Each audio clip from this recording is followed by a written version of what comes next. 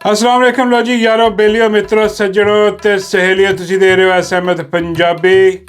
जिद्दां तुहानूं पता है कि माई कश्मीर च है ते लाहौर डुब्बा पिया है ते पिछों ओह नहीं जेह्ड़ा सी ओह शुएब माई दा जेह्ड़ा पता नहीं कौन है जो भी है शुएब नूं माई पुछदी सी कि शुएब पानी कहाँ खड़ा है।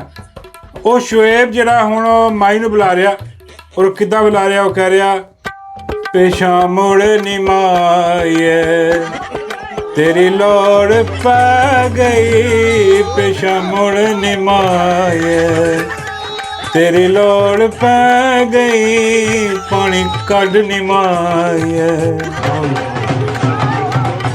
ਉਹ ਪਾਣੀ ਕੱਢ ਨੀ ਮਾਏ ਉਹ ਤੇਰੀ ਲੋੜ ਪੈ ਗਈ ਪਿਛਾ ਮੁੜ ਨੀ ਮਾਈ। ਉਹ ਹੁਣ ਜੋ ਸ਼ੁਏਬ ਬੁਲਾ ਜਾ ਰਿਹਾ ਰੋਜ਼ ਉਹਨੂੰ ਕਿ ਮਾਈ ਪੂਰਾ ਡੁੱਬ ਗਿਆ ਪਿਛਾਬ ਵਾਪਸ ਆ ਮੁੜ ਪਿੱਛੇ ਆ ਕੇ ਤੇ ਪਾਣੀ ਕੱਢ। ਹਾਂ ਬਾਬਾ ਜੀ ਕਹਿੰਦੇ ਉਹਨੂੰ ਚਾਹੇ ਸਹੀ ਸਮਝ ਨਾ ਆਈ ਹੋਏ ਮਾਈ ਨੂੰ ਉਹ ਪਿੰਡੀ ਚਲੀ ਗਈ। ਕਹਾ ਬਾਬਾ ਜੀ ਪਾਣੀ ਲਾਹੌਰ 'ਚ ਖੜਾ ਯਾਰ ਕੀ ਹੋ ਗਿਆ ਪਿੰਡੀ। ਬਾਬਾ ਜੀ ਕਹਿੰਦੇ ਹੋ ਸਕਦਾ ਉਹਨੂੰ ਸਮਝ ਨਾ ਆਏ ਉਹ ਸਮਝੀ ਆਏ ਪਤਾ ਨਹੀਂ ਪਾਣੀ ਪਿੰਡੀ 'ਚ ਖੜਾ ਹੋ ਗਿਆ ਜ਼ਿਆਦਾ ਉਹ ਪਿੰਡੀ ਜਾ ਕੇ ਉੱਥੇ ਪਾਣੀ ਕੱਢ ਦੇਵੇ ਉੱਥੇ ਕਿਹਦਾ ਪਾਣੀ ਕੱਢਣਾ।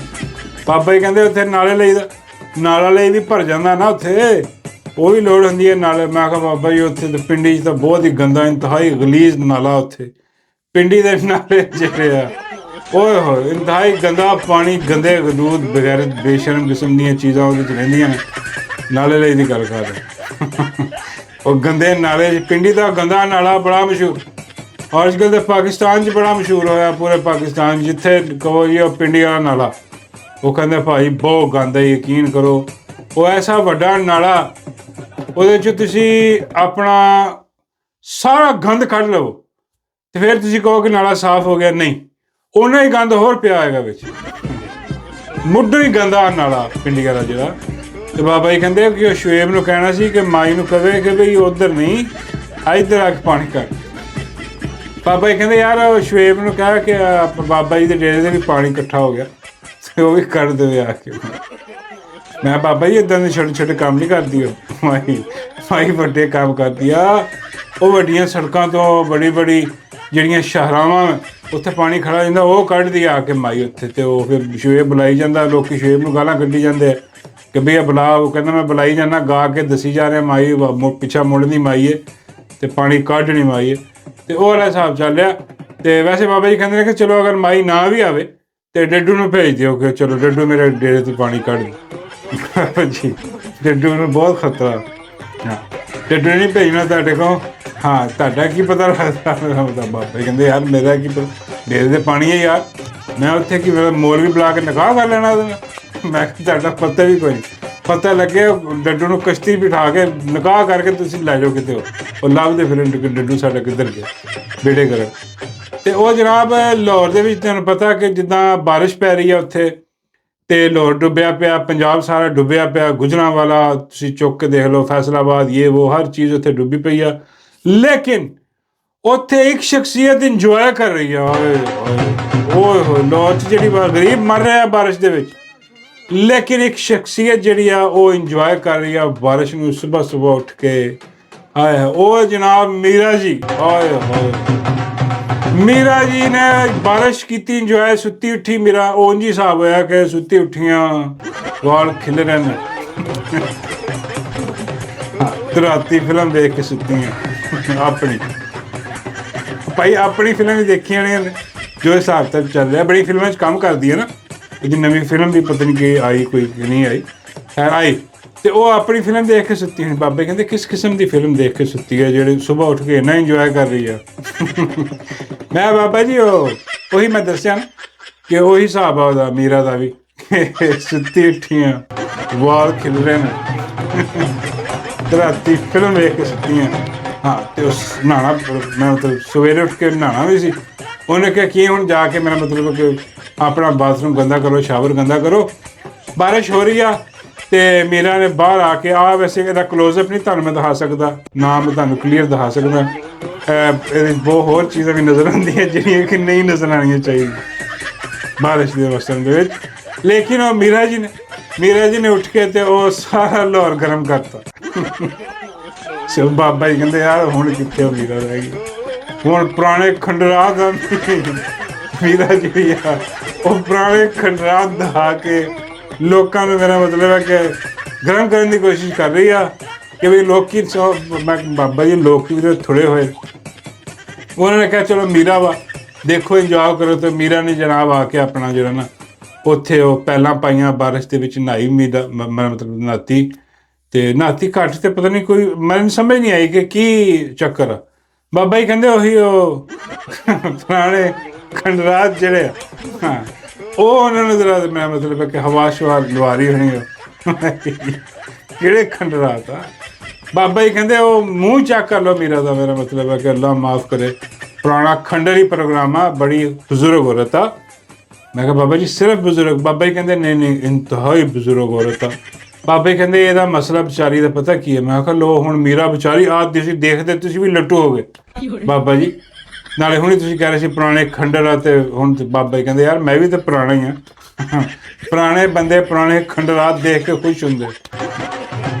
ਬਾਬਾ ਜੀ ਕਹਿੰਦੇ ਸਾਰੇ ਲਾਹੌਰ ਦੇ DH ਦੇ ਜਿੰਨੇ ਬਾਬੇ ਨੇ ਉਹ ਇਕੱਠੇ ਹੋ ਗਏ ਉਹਨੇ मीरा ਦੇ ਘਰ ਦੇ ਬਾਹਰ ਕਿ मीरा ਇੱਥੇ ਨਹਾਏਗੀ ਨਹੀਂ ਬਾਰਿਸ਼ ਤੇ।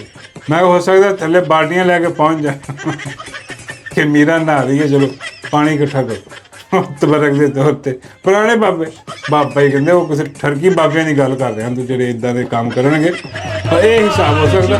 ਬਹਰਾਲ ਬਾਬਾ ਜੀ ਕਹਿੰਦੇ ਨੇ ਕਿ ਬਈ ਆਪਣਾ मीरा ਜਿਹੜੀ ਹੈ ਨਾ ਇਹ ਵਿਚਾਰੀ ਐਸ ਕਰਕੇ ਕਹਿ ਰਹੇ ਕਿ ਬਈ ਇਹਨੂੰ ਸੱਚੀ ਮੁਹੱਬਤ ਨਹੀਂ ਮਿਲੀ। ਮੈਂ ਯਾਰ ਕੀ ਮਤਲਬ ਸੱਚੀ? ਇੰਨੀਆਂ ਤਾਂ ਮੁਹੱਬਤਾਂ ਨੂੰ ਮਿਲ ਗਈਆਂ ਜਿੰਨੀਆਂ ਮੁਹੱਬਤਾਂ मीरा ਨੂੰ ਮਿਲੀਆਂ, ਜਿੰਨੀਆਂ ਇਹਨੇ ਇਕੱਠੀਆਂ ਕੀਤੀਆਂ ਹੋਣੀਆਂ। ਮੈਂ ਬੰਦਾ ਨਹੀਂ ਛੱਡਿਆ ਇਹਨੇ ਮੁਹੱਬਤ ਵਾਲਾ। ਬਾਬਾ ਜੀ ਕਹਿੰਦੇ ਨਹੀਂ ਹੈ ਉਹ ਪਤਾ ਕਿ ਉਹ ਐਵੇਂ ਵੈਸੇ ਹੀ ਵਿਚਾਰੀ ਕੋਸ਼ਿਸ਼ ਕਰਦੀ ਰਹਿੰਦੀ ਲੱਭਣ ਦੀ ਕਿ ਕਿਤੇ ਮੈਨੂੰ ਸੱਚੀ ਮੁਹੱਬਤ ਲੱਭ ਜਾਵੇ। ਬਾਬਾ ਜੀ ਕਹਿੰਦੇ ਪ੍ਰੋਬਲਮ ਹੈ ਕਿ ਉਹ ਵਿਚਾਰੀ ਨੂੰ ਸੱਚੀ ਮੁਹੱਬਤ ਲੱਭਦੀ ਕੋਈ ਨਹੀਂ, ਜਿੱਦ ਜਾਂਦੀ ਆ ਉਹ ਆਪਣਾ ਜਿਹੜਾ ਨਾ ਉਹ ਨੌਟੰਕੀ ਕਰਕੇ ਤੇ ਉਹ ਛੱਡ ਕੇ ਦੌੜ ਜਾਂਦੇ ਆ। ਹਾਲਾਂਕਿ मीरा ਹਰ ਇੱਕ 'ਚ ਲੱਭ ਰਹੀ ਹੁੰਦੀ ਕਿ ਸ਼ਾਇਦ ਮੈਨੂੰ ਇੱਥੇ ਸੱਚੀ ਮੁਹੱਬਤ ਲੱਭੇ ਉੱਥੇ ਲੱਭੇ। ਬਾਬਾ ਜੀ ਕਹਿੰਦੇ ਇਹਨੂੰ ਲੱਭਣੀ ਵੀ ਨਹੀਂ ਸੱਚੀ ਮੁਹੱਬਤ। ਮੈਂ ਕਿਹਾ ਬਾਬਾ ਜੀ ਕਿਉਂ? ਬਾਬਾ ਜੀ ਕਹਿੰਦੇ ਕਿ ਯਾਰ ਉਹ ਜਦ ਤੱਕ ਮੇਰਾ ਕੋਈ ਹਿਸਾਬ ਨਹੀਂ ਲੱਗਦਾ ਇਹਨੂੰ ਦੱਸ ਕੇ ਵੀ ਬਾਬਾ ਜੀ ਬਹੁਤ ਮੁਹੱਬਤ ਕਰਨ ਵਾਲੇ ਸ਼ਖਸ ਆ। ਬਾਬਾ ਜੀ ਇੰਨੀ ਮੁਹੱਬਤ ਕਰਦੇ ਆ ਇੰਨੀ। ਹਾਂ ਮੈਂ ਕਿਹਾ ਬਾਬਾ ਜੀ ਤੁਸੀਂ ਮੇਰਾ ਮਤਲਬ ਦਵਾਈ ਖਾ ਕੇ ਮੁਹੱਬਤ ਕਰਦੇ ਕਿੱਦਾਂ ਦੀ ਗੱਲ? ਦਵਾਈ ਖਾਓ ਜਾ ਕੇ ਯਾਰ ਆਪਣੇ, ਤੁਹਾਨੂੰ ਇੰਨੇ ਮਸਲੇ ਆ, ਦਿਲ ਦਾ ਤੁਹਾਡਾ ਮਸਲਾ, ਸ਼ੂਗਰ ਦਾ ਤੁਹਾਡਾ ਮਸਲਾ, ਤੁਸੀਂ ਕਿਹੜੇ ਕੰਮਾਂ 'ਚ ਪੈ ਗਏ? ਜਾ ਕੇ ਆਪਣੀਆਂ ਦਵਾਈਆਂ ਪੂਰੀਆਂ ਕਰੋ। ਬਾਬਾ ਜੀ ਕਹਿੰਦੇ ਸ਼ੂਗਰ ਦੇ ਤੇ ਇੰਨਾ ਮਸਲਾ ਨਹੀਂ ਹਜੇ, ਹਾਂ ਦਿਲ ਦਾ ਮਸਲਾ ਹੈ। ਮੈਂ ਕਿਹਾ ਹਾਂਜੀ ਉਹੀ ਦਿਲ ਦਾ ਮਸਲਾ, ਦਵਾਈ ਖਾਓ। ਬਾਬਾ ਜੀ ਕਹਿੰਦੇ ਉਹ ਮਸਲਾ ਨਹੀਂ ਯਾਰ, ਦੂਜਾ ਮਸਲਾ ਦਿਲ ਦਾ। ਮੈਂ ਦੂਜਾ ਕਿ ਬਾਬਾ ਜੀ ਕਹਿੰਦੇ ਕਿ ਉਹ ਮੇਰਾ ਮਤਲਬ ਹੈ ਕਿ ਦਿਲ ਲੱਗੀ ਵਾਲਾ ਮਸਲਾ। ਉਹ ਬਾਬਾ ਜੀ ਕਹਿੰਦੇ ਯਾਰ ਜਾ ਕੇ ਦੱਸੋ ਕਿ ਵੀ ਇੱਦਾਂ ਨਹਾਉਣ ਦਾ ਕੋਈ ਫਾਇਦਾ ਨਹੀਂ ਉੱਥੇ। ਹਾਂ ਬਾਬਾ ਜੀ ਨੂੰ ਬੁਲਾਓ ਤੇ ਇਕੱਠੇ ਨਹਾਓ ਇੰਜੋਏ, ਤਾਂ ਬਾਰਿਸ਼ ਇੰਜੋਏ ਹੋਣੀ ਆ, ਬਾਬੇ ਨਾਲ ਨਹਾਓ। ਮੈਂ ਕਿਹਾ ਬਾਬਾ ਜੀ ਕਿਉਂ ਕੇਸ ਪਾਉਣੇ ਤੁਸੀਂ? ਬਜ਼ੁਰਗ ਔਰਤ ਹੋ, ਹਾਂ ਉਹ ਪਤਾ ਨਹੀਂ ਕੀ ਕਰਨ ਦੀ ਕੋਸ਼ਿਸ਼ ਕਰ ਰਹੀ ਹੈ, ਸਮਝ ਨਹੀਂ ਆਈ। ਬਰਾਲ ਉਹਨੇ ਦਿਖਾਇਆ ਕਿ ਮੈਂ ਇੰਜੋਏ ਕਰ ਰਹੀ ਹਾਂ ਤੇ ਉਹ ਕਰ ਸਕਦੀ ਹੈ ਭਾਈ ਇੰਜੋਏ। ਬਾਬਾ ਜੀ ਕਹਿੰਦੇ ਬਸ ਦੁਨੀਆ ਦੋ ਹੀ ਲੋਕ ਆਏ ਇੰਜੋਏ ਕਰਨ ਵਾਸਤੇ। ਮੈਂ ਕਿਹਾ ਬਾਬਾ ਜੀ ਕਿਹੜੇ ਦੋ? ਬਾਬਾ ਜੀ ਕਹਿੰਦੇ ਇੱਕ मीरा ਦੂਜੀ ਮਾਈ ਤੰਦੂਰ ਵਾਲੀ, ਮਾਈ ਜਨਰਲੀ ਟਿੱਕੀਆਂ ਵਾਲੀ ਮਾਈ। ਬਾਬਾ ਜੀ ਕਹਿੰਦੇ ਇਹਨਾਂ ਦਾ ਬੜਾ ਜਿਹੜਾ ਨਾ ਆਪਸ ਦੇ ਵਿੱਚ ਗਹਿਰਾ ਤਾਲੁਕ ਆ। ਮੈਂ ਕਿਹਾ ਯਾਰ ਉਹ ਕਿੱਦਾਂ? ਬਾਬਾ ਜੀ ਕਹਿੰਦੇ ਇੱਕ ਤਾਂ ਇਹਨਾਂ ਦਾ ਦਿਮਾਗ ਬਹੁਤ ਮਿਲਦਾ, ਮਾਈ ਦਾ ਦਿਮਾਗ ਵੀ ਉਹੀ ਆ ਕੂੜ ਜੋ ਹੈ मीरा ਦਾ ਦਿਮਾਗ ਆ, ਇੱਕੋ ਹੀ ਸ਼ਾਇ ਇੱਕੋ ਹੀ ਚੀਜ਼ ਨਾ। ਕੋਈ ਬਾਬਾ ਜੀ ਕਹਿੰਦੇ ਕਦੀ ਕਦੀ ਮੈਨੂੰ ਤਾਂ ਲੱਗਦਾ ਕਿ ਜੁੜਵਾ ਭੈਣਾਂ ਦੋਵੇਂ ਹੈਂ, ਕਿਉਂਕਿ ਮਾਈ ਉੱਧਰ ਸਿਆਸਤ ਵੱਲ ਚਲੀ ਗਈ, ਹਾਲਾਂਕਿ ਕੰਮ ਉਹਦਾ ਵੀ ਫਿਲਮਾਂ ਵਾਲਾ ਸੀ ਜੋ मीरा ਦਾ, ਤੇ ਉਹ ਉੱਧਰ ਜਾ ਕੇ ਤੇ ਉਹੀ ਕੰਮ ਕਰ ਰਹੀ ਜੋ मीरा ਇੱਥੇ ਕਰ ਰਹੀ। ਮੈਂ ਕਿਹਾ ਯਾਰ ਇੱਥੇ ਕਿ मीरा ਤਾਂ ਇੰਜੋਏ ਕਰ ਰਹੀ ਹੈ। ਮੇਰਾ ਬਾਬਾ ਕਹਿੰਦੇ ਯਾਰ ਇਹ ਮਤਲਬ ਨਹੀਂ ਗਾ, ਮੇਰਾ ਮਤਲਬ ਹੈ ਕਿ ਉਹ ਜਿਹੜੇ ਆਪਣਾ ਫਨਕਾਰੀਆਂ ਲਾਉਂਦੀ ਇੱਧਰ ਉੱਧਰ ਫਨਕਾਰੀਆਂ, ਮੇਰਾ ਮਤਲਬ ਹੈ ਕਿ ਜਿਹੜੀਆਂ ਅਦਾਕਾਰੀਆਂ ਕਰਦੀ ਉਹ ਵੀ ਅਦਾਕਾਰੀ ਉੱਥੇ ਕਰ ਰਹੀ ਹੈ। ਚਲੋ मीरा ਦਾ ਕੰਮ ਫੇਰ ਵੀ ਠੀਕ ਆ ਕਿ ਸਾਰਿਆਂ ਨੂੰ ਪਤਾ ਹੈ ਕਿ ਯਾਰ मीरा ਫਨਕਾਰ ਹੈ, ਬਹੁਤ ਬੜੀ ਫਨਕਾਰ ਹੈ ਜੀ। ਹਾਂਜੀ ਉਹ ਅਦਾਕਾਰੀ ਕਰਦੀ ਹੈ, ਫਿਲਮਾਂ ਦੇ ਵਿੱਚ ਡਰਾਮੇ ਕਰਦੀ ਹੈ, ਸਾਰਾ ਸਿਸਟਮ ਕਰਦੀ ਆ, ਥੀਏਟਰ ਵੀ ਕਰ ਦਿੰਦੀ ਆ ਤੇ ਸਾਰਿਆਂ ਨੂੰ ਪਤਾ। ਲੇਕਿਨ ਮਾਈ ਜਿਹੜੀ ਆ ਉਹ ਕਰਦੀ ਐਕਟਿੰਗ ਹੀ ਆ, ਹਾਂ ਲੇਕਿਨ ਉਹ ਜ਼ਾਹਰ ਇੱਦਾਂ ਕਰਦੀ ਆ ਕਿ ਨਹੀਂ ਮੈਂ ਓਰੀਜਨਲ ਆ, ਮੈਂ ਹੀ। ਹਾਲਾਂਕਿ ਕਿਉਂ ਨਹੀਂ, ਉਹ ਐਕਟਿੰਗ ਕਰ ਰਹੀ ਹੁੰਦੀ ਸਾਰੀ ਦੋਵਾਂ ਦਾ ਇੱਕ। ਤੇ ਬਾਬਾ ਜੀ ਕਹਿੰਦੇ ਅਸਲ ਗੇਮ ਜਿਹੜੀ ਹੈ ਨਾ ਉਹ ਦਿਮਾਗ 'ਚ ਜਿਹੜਾ ਫਲੂਦਾ ਬਣਿਆ ਹੋਇਆ ਨਾ ਫਲੂਦਾ ਪਿਆ ਹੋਇਆ ਉਹ ਆ ਤੇ ਮੀਰਾ ਦੇ ਵੀ ਦਿਮਾਗ ਸ਼ਬੂਦਾ, ਉਹਦੇ ਵੀ ਦਿਮਾਗ ਦਾ ਸ਼ਬੂਦਾ। ਮੀਰਾ ਵੀ ਇੰਜੋਏ ਕਰ ਰਹੀ ਆ, ਜਿੱਥੇ ਦਾ ਲੱਗਦਾ ਇੰਜੋਏ ਕਰ ਜਾਂਦੀ ਆ, ਜਿਹੜਾ ਹੱਥ ਲੱਗਦਾ ਮਾਈ ਵੀ ਇੰਜੋਏ ਕਰ ਰਹੀ। ਹਾਂ, ਮਾਈ ਦੇ ਹਿਸਾਬ ਹੋਰ ਆ, ਲੇਕਿਨ ਕੰਮ ਉਹਦੇ ਵੀ ਉਹੀ ਆ, ਇੰਜੋਏਮੈਂਟ ਵਾਲੇ। ਤੇ ਬਾਬਾ ਜੀ ਕਹਿੰਦੇ ਕਿ ਯਾਰ ਤੁਸੀਂ ਸੜੋ ਨਾ ਮੀਰਾ ਨੂੰ ਦੇਖ ਕੇ ਐਵੇਂ। ਤੇ ਮੀਰਾ ਜੀ ਬਹੁਤ ਵੱਡੀ ਆਰਟਿਸਟ ਹੈ। ਤੇ ਬਾਬਾ ਜੀ ਕਹਿੰਦੇ ਉਹ ਕਦੀ ਕਦੀ ਜ਼ਰੂਰਤ ਹੁੰਦੀ ਹੈ ਕਿ ਜਦੋਂ ਬੰਦਾ ਬਜ਼ੁਰਗ ਹੋ ਜਾਏ ਨਾ, ਬਲਕਿ ਇੰਤਹਾਈ ਬਜ਼ੁਰਗ, ਉਹ ਫਿਰ ਕੋਈ ਪੁੱਛਦਾ ਨਹੀਂ। ਹੁਣ ਮੀਰਾ ਦੀ ਉਮਰ ਹੋ ਗਈ, ਮੀਰਾ ਨੂੰ ਕੋਈ ਪੁੱਛਦਾ ਨਹੀਂ ਕਿ ਯਾਰ ਮੈਂ ਮੀਰਾ ਕੌਣ, ਮੀਰਾ ਯਾਰ ਉਹ ਬਸ ਬਜ਼ੁਰਗ ਹੋ ਗਈ, ਖਤਮ ਹੋ ਗਈ ਕਹਾਣੀ ਉਹਦੀ। ਉਹ ਫਿਰ ਆਪਣੇ ਆਪ ਨੂੰ ਰੈਲੀਵੈਂਟ ਕਰਨ ਵਾਸਤੇ ਨਾ, ਉਹ ਫਿਰ ਪੁਰਾਣੇ ਖੰਡਰਾਤ ਨੂੰ ਜਿਹੜਾ ਨਵੇਂ ਸਿਰੇ ਤੋਂ ਰੰਗਲ ਰੋਗਨ ਕਰਕੇ ਤੇ ਆਵਾਮ ਦੇ ਸਾਹਮਣੇ, ਲੋਕਾਂ ਦੇ ਸਾਹਮਣੇ ਲਿਆ ਕੇ ਕਹੇ ਚੈੱਕ ਕਰੋ ਆਹ ਚੈੱਕ ਕਰੋ ਜ਼ਰਾ ਕੀ ਹਿਸਾਬ ਕਿਤਾਬ। ਉਹ ਫਿਰ ਲੋਕੀ ਚੈੱਕ ਕਰ ਰਹੇ ਨੇ। ਹਾਂਜੀ, ਬਾਰਿਸ਼ ਨੂੰ ਚੈੱਕ ਕਰ ਰਹੇ ਨੇ ਲੋਕੀ ਕਿ ਬਾਰਿਸ਼ 'ਚ ਮੀਰਾ ਖੜੀ ਤੇ ਇੰਜੋਏ ਕਰ ਰਹੀ ਆ। ਤੇ ਦੂਜੀ ਗੱਲ ਜਨਾਬ ਇਹ ਵਾ ਕਿ ਉਹ ਜਿਹੜਾ ਲਾਲ ਟੋਪੀ ਵਾਲਾ ਬਾਂਦਰ ਆ, ਹਾਂਜੀ, ਉਹ ਅੱਜ ਕੱਲ੍ਹ ਦੁਬਾਰਾ ਜ਼ਰਾ ਐਕਟਿਵ ਹੋਇਆ, ਬਹੁਤ ਐਕਟਿਵ ਹੋਇਆ। ਔਰ ਬਾਂਦਰ ਜਿਹੜਾ ਨਿਕਲ ਕੇ ਆਇਆ, ਉਹ ਤੁਹਾਨੂੰ ਪਤਾ ਕੰਪਨੀ ਦਾ ਬਾਂਦਰ, ਆਪਣਾ ਲਾਲ ਟੋਪੀ ਪਵਾ ਕੇ ਨਿਭਾਤਾ ਉਹਨਾਂ ਨੇ। ਤੇ ਉਹ ਆ ਕੇ ਬੈਠਾ ਜਿਹੜਾ ਨਾ, ਉਹ ਆਪਣਾ ਸ਼ੁੱਧਨਬਾਜ਼ੀ ਕਰ ਰਿਹਾ। ਉਹ ਕਹਿੰਦਾ ਜੀ ਆਹ ਜਿਹੜੇ ਇੰਗਲੈਂਡ 'ਚ ਬੈਠੇ ਸਾਡੇ ਖਿਲਾਫ ਬੋਲ ਰਹੇ, ਮਤਲਬ ਕਿ ਫੌਜ ਦੇ ਖਿਲਾਫ ਜਿਹੜੇ ਬੋਲ ਰਹੇ ਨੇ, ਆਪਣਾ ਜਨਰਲਾਂ ਦੇ ਖਿਲਾਫ, ਜਿਹੜੇ ਉਹਨਾਂ ਨੂੰ ਜਿਹੜਾ ਨਾ ਹੁਣ ਜਿਹੜਾ ਨਾ ਹਿਸਾਬ ਕਿਤਾਬ ਲਾਉਣ ਦੀ ਜ਼ਰੂਰਤ ਹੈ। ਹੁਣ ਤਾਜੇ ਬਰਤਾਨੀਆ ਨਾਲ ਔਖੇ ਹੋਣ ਦੀ ਜ਼ਰੂਰਤ ਹੈ, ਤਾਜੇ ਬਰਤਾਨੀਆ ਦੇ ਸਾਹਮਣੇ ਖੜੇ ਹੋ ਜਾਇਆ ਜਾਏ। ਉਹਨੇ ਤਾਂ ਇੱਥੇ ਤੱਕ ਵੀ ਕਹਿ ਦਿੱਤਾ ਕਿ ਇਹਨਾਂ ਦੀ ਐਮਬੈਸੀ ਵੀ ਪਾਕਿਸਤਾਨ 'ਚੋਂ ਬੰਦ ਕਰ ਦਿੱਤੀ ਜਾਏ, ਕੋਈ ਜ਼ਰੂਰਤ ਨਹੀਂ ਇਹੋ ਜਿਹੇ ਤਾਲੁਕਾਤ ਹੁੰਦੇ ਚੁੱਕੋ। ਯਾਰ ਲਾਲ ਟੋਪੀ ਵਾਲੇ ਬਾਂਦਰ ਨੂੰ ਮਤਲਬ ਕੀ ਵਕਤ ਪੈ ਗਿਆ, ਇਹਨੂੰ ਕੀ ਪੱਟੀ ਪੜਾਤੀ ਇਹਦੇ ਹੈਂਡਲਰਾਂ ਨੇ ਕਿ ਆ ਬਰਤਾਨੀਆ ਨੂੰ ਹੀ ਪੈ ਗਿਆ। ਉਹ ਕਹਿੰਦਾ ਜੀ ਕਿ ਪਾਕਿਸਤਾਨ ਦੇ ਦੁਸ਼ਮਣ ਜਿਹੜੇ ਆ ਬਰਤਾਨੀਆ 'ਚ ਬਹਿ ਕੇ ਜਿਹੜੇ ਆ ਨਾ, ਉਹ ਜਨਾਬ ਉੱਥੋਂ ਸਾਰੇ ਕਾਰਵਾਈ ਕਰ ਰਿਹਾ। ਔਰ ਜੇ ਤਾਜੇ ਬਰਤਾਨੀਆ ਜਿਹੜਾ ਆ ਜਨਾਬ ਰਲ ਮਿਲ ਕੇ ਤੇ ਇੱਥੇ ਪਾਕਿਸਤਾਨ 'ਚ ਐਮਬੈਸੀ ਜਿਹੜੀ ਹੈ ਉਹਦੇ 'ਤੇ ਵੀ ਇਲਜ਼ਾਮਾਤ ਲਾਏ ਉਹਨੇ ਬਹੁਤ ਸਾਰੇ।